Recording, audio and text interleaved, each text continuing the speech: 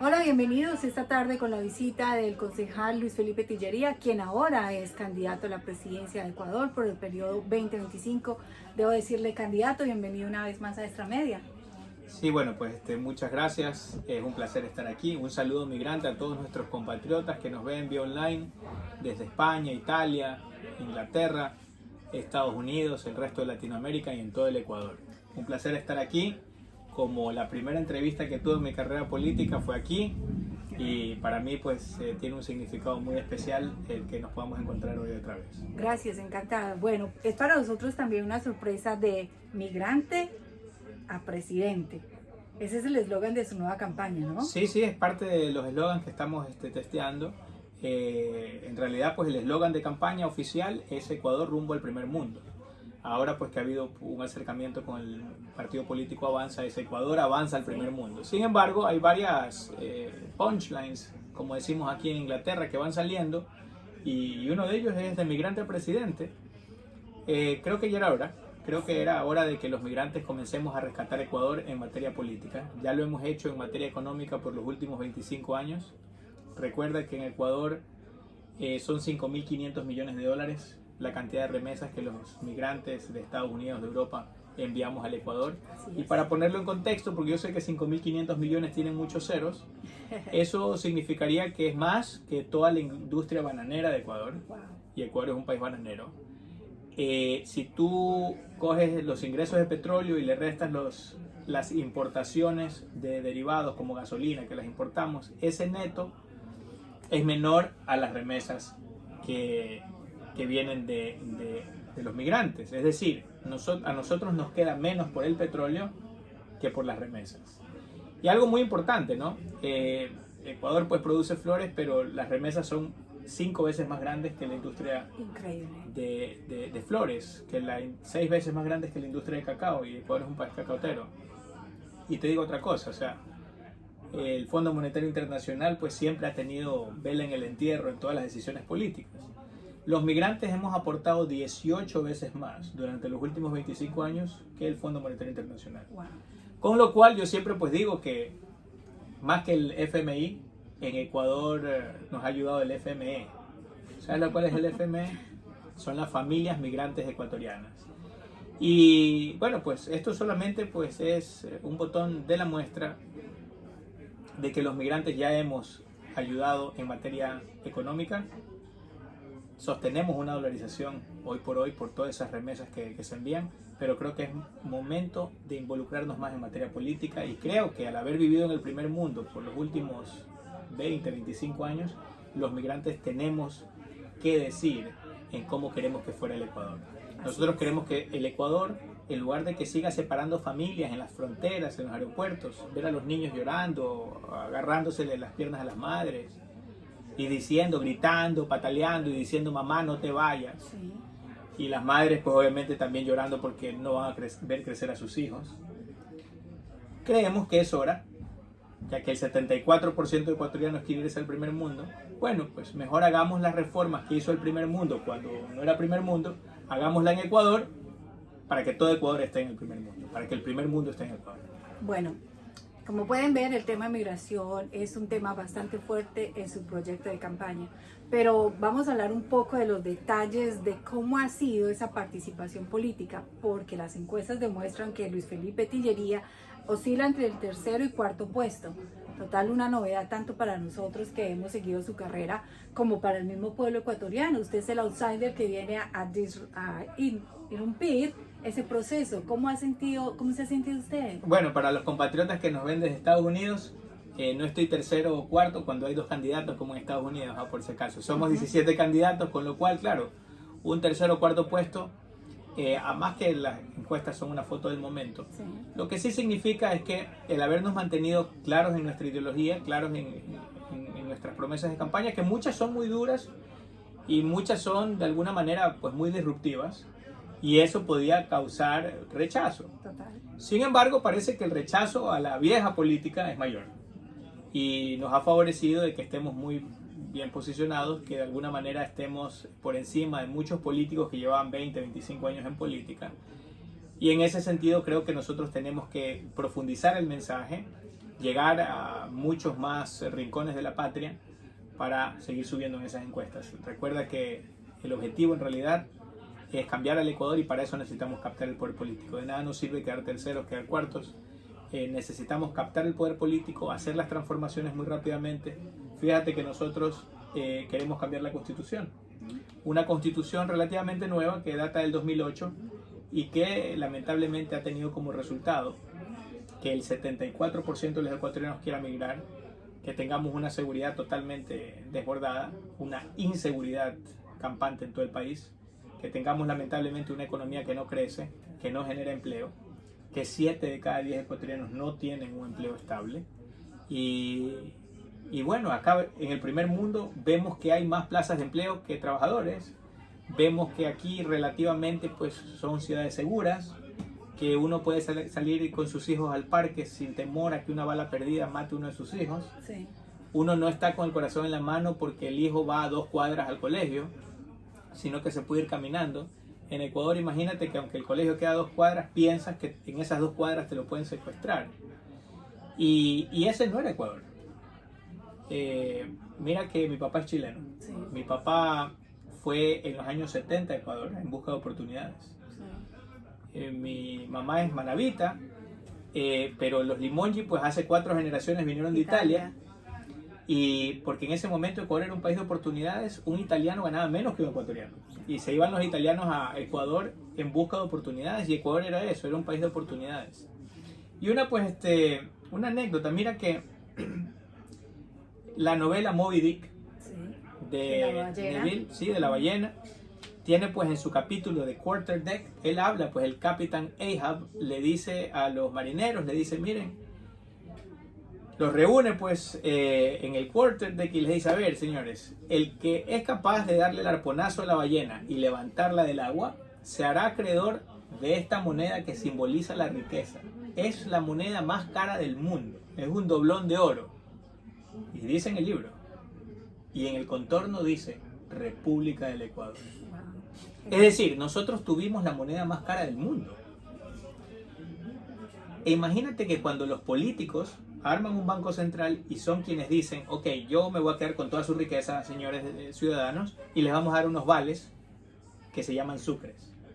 Pulverizaron tanto el sucre que del año 1981, cuando yo nací, el sucre estaba aproximadamente 25 sucres, $1. Pero en el año 2000 ya se había dolarizado a razón de 25.000 sucres a $1. Solamente para hacerte este ejercicio, porque si yo hubiese tenido una abuelita que me daba pues $1.000 el día que yo nací y me decía, tenga mi hijito para cuando tenga 18 años pues tenga alguito, ¿no? Para una fiesta. Entonces si mi mamá hubiese sido poco previsoria y hubiese cambiado los $1.000 a sucres, le hubiesen dado 25.000 sucres, ¿verdad? 25 sucres, $1, le daban $1.000, pues eran 25.000 sucres.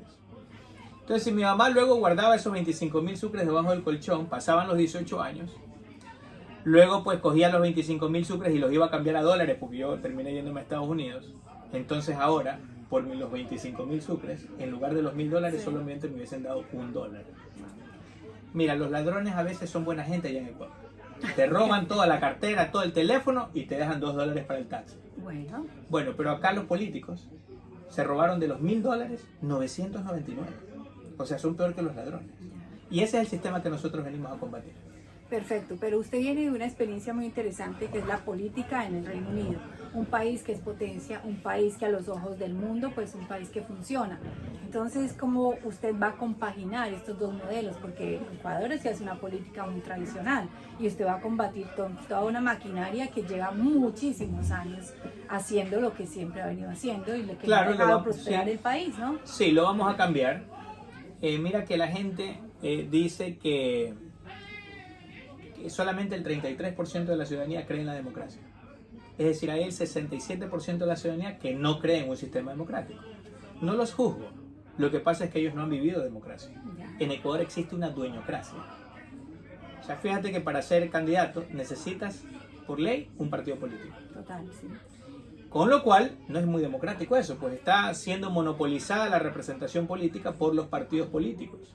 Aquí en Londres, de hecho, yo soy concejal ¿no? independiente, correcto. Entonces no necesitaba necesariamente un partido político. Quizás, si hubiese estado en un partido político, hubiese tenido el apoyo del partido, las bases, las estructuras, la marca. Y quién sabe, eso quizás hubiese sido mejor o quizás peor y por eso eligieron un independiente. Lamentablemente en Latinoamérica, por lo general, los independientes, los ciudadanos de bien, los ciudadanos de común y corrientes, no tienen acceso a participar en política a menos que alquilen un partido político, lleguen a un acuerdo con un partido político o muchas veces hipotequen sus ideas frente al dueño de un partido político. En ese sentido, yo combato ese monopolio, o todos los monopolios, pero principalmente ese monopolio de representación democrática, esa dueñocracia que es el génesis de la corrupción en Ecuador. Bueno, por razones de tiempo, debo hacerle ya una pregunta muy interesante y también tiene que ver con el momento que se vive en el país, la seguridad. La anterior campaña tuvimos pues el asesinato de un candidato presidencial, un hecho que marcó la historia también del país. Entonces, en ese sentido, ¿cómo está usted? Su protección, porque usted viene de afuera, usted viene con una imagen nueva, fresca. ¿Qué pasa? Sí, ¿Cómo bueno, es su tenemos esquema? buenos asesores de seguridad, ex miembros de las Fuerzas Armadas, y tenemos un equipo de seguridad muy completo, muy profesional. En los eventos, pues obviamente tenemos hasta triple anillo de seguridad en los eventos masivos.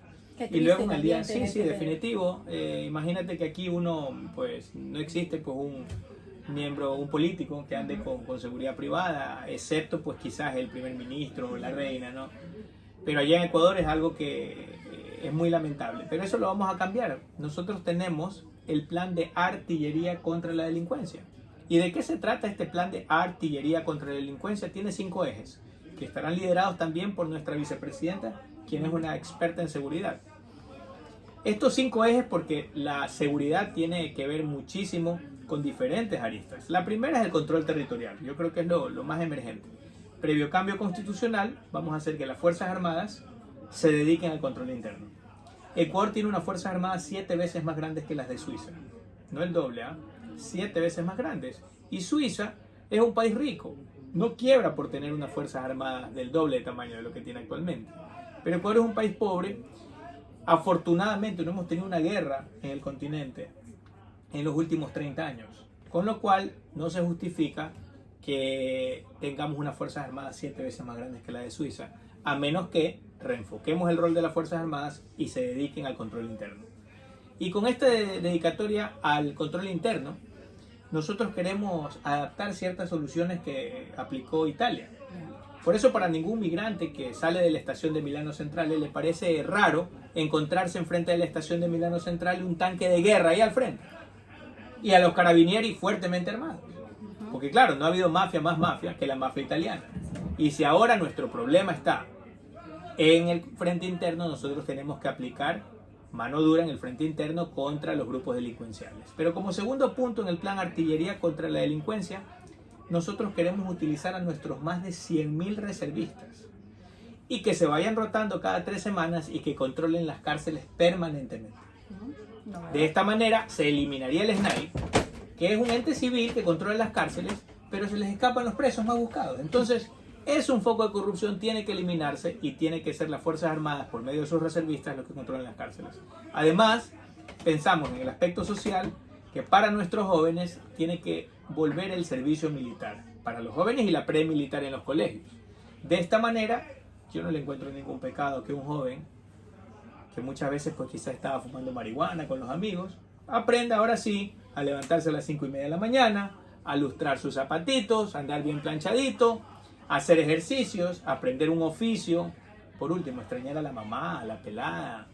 Verlos más activos, ¿no? Claro, y pero que llegarán aprendan. algunos que están rozando los derechos de libertades de estos jóvenes, ¿no? Bueno, lamentablemente los vicios, las pandillas, son los quienes efectivamente violan las libertades de los jóvenes. Porque en el momento en que uno está presa de un vicio, está preso del crimen organizado, no puede ejercer la libertad de ser un hombre de bien, de tener una familia, de ser un orgullo para sus padres. Esa es la libertad que nosotros queremos para los jóvenes. Y esta idea viene de madres de familia. No es una idea que ha venido de un coronel. O sea, esta idea viene de madres de familia muchas veces angustiadas, porque claro, se daban cuenta que en antaño quizás un hermano medio rebelde se enderezaba cuando iba al servicio militar y ve que sus hijos, muy probablemente cuando llegan a los 17, 18 años, quizás vayan a ser presas del crimen organizado. Y como cuarto punto, nosotros pensamos que en este plan de artillería contra la delincuencia tenemos que implementar la diplomacia de la lucha contra el crimen organizado. Diplomacia. La eso es diplomacia. como suave, ¿no? No, ¿Qué pasa fíjate, no. Al contrario, la diplomacia de la lucha contra el crimen organizado se trata de elevar a un diplomático militar a un nivel más alto, como un co-canciller de asuntos militares, que sea como un ministro de Relaciones Exteriores enfocado a viajar el mundo y firmar acuerdos de cooperación con todos los ejércitos del mundo. Algo similar a lo que hizo el presidente Zelensky para parársele entre varios ejércitos, 29 ejércitos, a un gigante como Rusia. Nosotros queremos firmar acuerdos de cooperación con, por ejemplo, Estados Unidos, como ya lo hacemos, pero también con el Reino Unido, con el Reino de España, Bélgica, Francia, que son los primeros damnificados del envío de drogas, con lo cual ellos tienen sus intereses en también tener estos acuerdos de cooperación, pero también con Israel, con Corea del Sur, y que entre varios ejércitos le demos guerra frontal al crimen organizado. Yo creo que solos nos demoraríamos lo que se demoró Colombia y no tenemos tiempo que perder. Queremos unirnos varios ejércitos para darle guerra al crimen organizado y que esto durante nuestro mandato quede totalmente saneado para que podamos enfocarnos en el crecimiento económico. Abrirse más a las relaciones internacionales. También, Correcto, ¿no? correcto. Ahora, y como último punto, la justicia. Sí. Porque la inseguridad también tiene que ver con la justicia. Los delincuentes saben que de nada sirve que los asambleístas estén debatiendo duplicar las penas, porque uno puede triplicar o quintuplicar las penas, pero si es que el delincuente sabe que no va preso, Total. de nada sirve pues la pena. La ley, ¿no? Entonces el gran problema es que tenemos un sistema en el cual muchas veces los jueces son corruptos, dejan libre al delincuente o muchas veces son amenazados. Nosotros queremos que vuelva el sistema de jurados que ya existía en Ecuador hasta 1938 o que existe actualmente en Inglaterra o en Estados Unidos, un sistema de jurados, porque nuestro proyecto se trata de la gran devolución. Nosotros queremos devolverle a la ciudadanía el quehacer justicia, que el juez ya no decida, que el juez simplemente guíe el juicio, como aquí. El juez guía el juicio, pero quien decide es la ciudadanía a través del sistema de jurados, de 15, 20 miembros de personas, de ciudadanos. Eso sí, ciudadanos pues honestos, probos, intachables, que siempre van rotando y ellos son los que deciden, un jurado de 15 o 20 miembros. Con lo cual, para el evasor tributario, por ejemplo, o para el delincuente, ya le resulta 15 o 20 veces más caro sobornar a alguien. Ya no puede amenazar a 20, pues quizás le iba bien amenazando a un juez, pero en el momento en que tiene que hablar con 20 personas, ya se le hace logísticamente imposible. En ese sentido, nosotros queremos devolverle la justicia a la ciudadanía y con eso darle una guerra frontal al crimen organizado para que volvamos a ser ese país de paz. Cuando yo era niño, pues yo salía en la casita de la Alborada que vivía con mi abuelo y mi mamá. ¿La Alborada en Quito? En Guayaquil, sí, en Guayaquil. Y claro, yo podía salir en mi triciclo y hasta que mi mamá me llamara, pues yo podía estar 3, 4 horas dando vueltas a la manzana y no pasaba nada. La gente no tenía que estar enrejada. Ahora fíjate que en Guayaquil los vecinos se unen y tienen rejas, unas rejas entrando a la ciudadela, al barrio, y otras rejas que ya han tenido varios años en la ventana de su casa. Sí. Prácticamente es una cárcel de alta seguridad en donde viven los ciudadanos de bien. Es decir, ahora tenemos a los ciudadanos de bien enrejados y a los delincuentes sueltos. Increíble. Bueno, aquí hay una pregunta que nos hacen a través de las redes y dice que si usted renuncia a su curul aquí como concejal de la City, ¿cómo funciona la política? No, bueno, hemos hablado con el jefe del departamento legal de la ciudad de Londres, no necesitamos renunciar. De hecho, este jueves tenemos consejo municipal, tenemos el pleno del consejo, estaremos presentes. Tenemos que asistir personalmente, pues presencialmente, una vez cada 3 meses por lo menos. Las otras 2 veces las tendremos que hacer de manera telemática. Y en las comisiones en las que estamos presentes, tenemos que estar presentes por lo menos de manera telemática. Con lo cual, si me ven ojeras, es porque me he estado pues levantando a las 3 de la mañana estas últimas semanas para poder estar presente en muchas de las sesiones del Consejo, en muchas de las sesiones de las comisiones. Y bueno, yo creo que ya me estoy acostumbrando al ritmo, así que seguiremos en ese sentido, manteniendo pues el puesto de concejal de la ciudad de Londres. Me escriben muchos de nuestros votantes y obviamente nosotros accionamos sus peticiones. Lo que queremos es lograr algo histórico. Esperamos llegar a la reelección y esperamos también ganar las elecciones. Y ganarlas, obviamente. Sí. Primero, muchas gracias por esbozarnos parte de su gobierno, porque en estos pocos minutos pues no podemos tener todo el plan completo de lo que usted ha imaginado para ese Ecuador diferente que recibirá la devolución y que será pues un nuevo capítulo en la historia. Sí, le queremos decir a nuestros compañeros de Londres, bueno, yo soy uno de ustedes. Total. Yo trabajé en las mismas empresas de limpieza cuando empecé, como ustedes, como en los mismos restaurantes que ustedes, y nosotros queremos hacer algo histórico. Queremos ser ese primer servidor que llega a ser concejal de la ciudad de Londres y que es presidente. Eso sería bueno no solo para la ciudad de Londres, sino también bueno para Ecuador, porque recordemos que por la ciudad de Londres pasan 3.8 trillones de dólares al día. Sí. Eso significa que para financiar Ecuador por un año haría falta tan solo un minuto del dinero que pasa por la ciudad de Londres. Muy bien, podría yo ser ese nexo para que Ecuador sea el receptor de todos esos fondos de inversión, especialmente en la lucha contra el cambio climático. Hacia allá creo que debemos apuntar como sociedad. El cambio climático es una industria multitrillonaria y creo que si Ecuador pudiese captar una fracción de ese financiamiento, muchos proyectos comenzarían a ser viables. Proyectos como por ejemplo un tren de alta velocidad eléctrico que una Quito, Riobamba, Guayaquil en 1 hora 50 minutos. La digitalización también del país, ¿no? Moverse a la nueva era a través de las redes sociales, a través de la comunicación, los servicios públicos. Y que exactamente que los queremos mejorar con inteligencia artificial. Tenemos nuestro plan de Tiller IA que dotará a todas las entidades públicas de inteligencia artificial para optimizar recursos, porque recordemos que los recursos tienen que estar al servicio de la comunidad y no se pueden ir simplemente en sueldos, salarios de los políticos y en gastos administrativos. Queremos hacerlo mucho más eficiente. Tenemos un plan para la salud y la educación de eficacia, efectividad y eficiencia, porque mientras más hagamos rendir cada dólar que nos llega de impuestos, pues muchas más obras se pueden hacer para los ciudadanos. Queremos que Ecuador deje de romper familias y queremos enrumbar Ecuador al primer mundo. Bueno, usted siempre ha hablado como ciudadano migrante aquí dentro de la ciudad de Londres, que conocemos su carrera, de ese interés de servir a su país, ¿no? De devolverle. Yo quiero que le envíe un mensaje a las nuevas generaciones que como usted ya son ejemplo de eso, personas ya capacitadas, con varios idiomas, con un nivel profesional muy alto, capacitados en el exterior y que quieren devolverle a su país algo. Sí, bueno, esta es la oportunidad. Este gobierno es de ustedes, de esos migrantes 2.0. En cuanto nosotros lleguemos al gobierno, se van todos. Se van correístas, anticorreístas, se van todos y solo se quedan los honestos.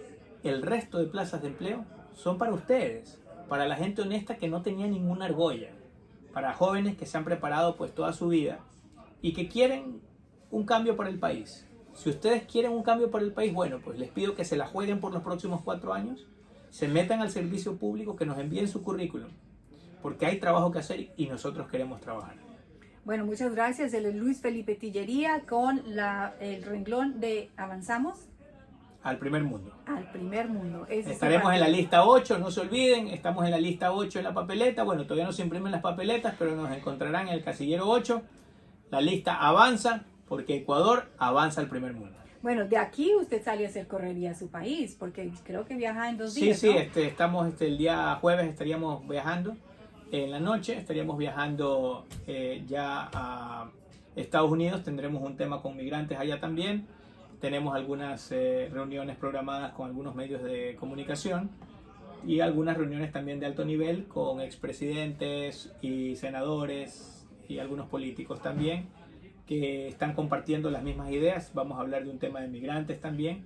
Sé que el tema en Estados Unidos es muy importante para regularizarse y nosotros queremos ir tendiendo puentes con los eventuales políticos líderes de los Estados Unidos, porque es uno de los principales países de recepción de migrantes. Y eventualmente estaremos, Dios mediante, la próxima semana ya en Ecuador inscribiendo nuestra candidatura de manera oficial y comenzando a recorrer el país, porque no dejaremos ninguna provincia sin visitar. Nosotros queremos llevar este mensaje, porque lo que necesitamos es un mandato ciudadano que nos permita hacer las reformas que hizo el primer mundo cuando no era primer mundo, para que el primer mundo esté en Ecuador, para que Ecuador avance al primer mundo. Bueno, agradecerle una vez más a usted, señor candidato, muchos éxitos y que sea esta la primera de muchas nuevas entrevistas y que nos deje saber cómo es su progreso. Y para ese nuevo Ecuador, Luis Felipe Tillería en la lista 8 con Avanzamos. Muchas gracias. Muchas gracias. Listo.